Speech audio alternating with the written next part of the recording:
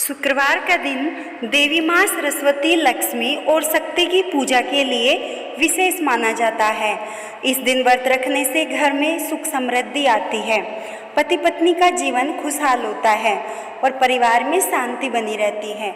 विशेषकर महिलाएं इस दिन व्रत रखकर देवी को प्रसन्न करती हैं। बहुत समय पहले की बात है, एक गांव में सुमित्रा नाम की स्त्री रहती थी। सुमित्रा बहुत ही गरीब थी, लेकिन उसका मन हमेशा भक्ति में लगा रहता था। उसने अपनी माँ से सुना था कि शुक्रवार को देवी माँ का व्रत करने से जीवन में समृद्धि और सुख आता है। एक दिन सुमित्रा ने निश्चय किया कि वह हर शुक्रवार व्रत रखेगी और देवी माँ की पूजा करेगी। उसने व्रत शुरू किया और पूरे मन से देवी माँ की आराधना की। पहले ही व्रत के बाद उसके घर में चमत्कार होने लगे। उसका घर कभी खाली नहीं रहता था। कुछ समय बाद सुमित्रा का पति व्यापार में सफल हुआ और गांव में उसका नाम सुनहरा हो गया। सुमित्रा की भक्ति देखकर देवी माँ ने सौपन में आकर उसको दर्शन दिए और कहा, प्रिय सुमित्रा, तुम्हारी भक्ति और निष्ठा देखकर मैं खुश हूँ। तुमने जो भी दुख सहा वह सब दूर हो जाएगा। जो भी व्यक्ति शुक्रवार का व्रत मन लगाकर रखता है, उसके जीवन में कभी अभाव नहीं आता। सुमित्रा ने अपने जीवन में कभी भी व्रत नहीं तोड़ा और हर शुक्रवार व्रत करती रही। उसका परिवार सुख समृद्धि और मान सम्मान से भरा रहा। सुबह जल्दी उठना चाहिए और स्नान करना चाहिए। देवी माँ का सफ़ेद या पीला वस्त्र पहने। घर में साफ सफाई करके देवी माँ की पूजा करें। व्रत के दिन मीठा प्रसाद बनाए और माता को अर्पित करें। व्रत के समय सत्संग और कथा सुने। संकल्प ले और दिन भर किसी को चोट या दुख न पहुँचाए।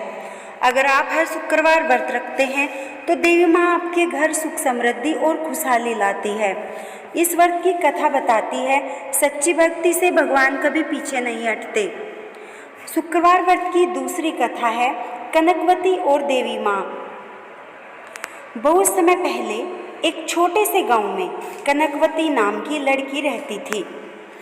कनकवती बेहद गरीब थी, लेकिन उसकी भक्ति और श्रद्धा बहुत बड़ी थी। उसने अपने माता पिता से सुना था कि शुक्रवार के दिन व्रत रखने से देवी माँ प्रसन्न होती है और भक्तों के घर सुख समृद्धि आती है। कनकवती ने निश्चय किया कि वह हर शुक्रवार व्रत रखेगी। वह सफ़ेद वस्त्र पहनकर देवी माँ की पूजा करती, घर में फूल और नैवेद्य अर्पित करती और व्रत का पालन पूरी निष्ठा से करती। कुछ समय बाद गांव में एक संकट आया। गांव के तालाब का पानी सूख गया और लोगों को पीने के लिए पानी नहीं मिल रहा था। लेकिन कनकवती ने हार नहीं मानी। उसने अपने व्रत और भक्ति में निरंतरता रखी। एक दिन देवी माँ सौपन में आई और बोली, प्रिय कनकवती, तुम्हारी भक्ति देखकर मैं खुश हूँ। तुमने अपनी श्रद्धा से सभी दुख सहा, इसलिए अब मैं तुम्हारे गांव में बरसात भेजूंगी। अगले ही दिन बारिश हुई और गांव में पानी की कमी दूर हो गई। कनकवती और गांव के लोग बहुत खुश हुए।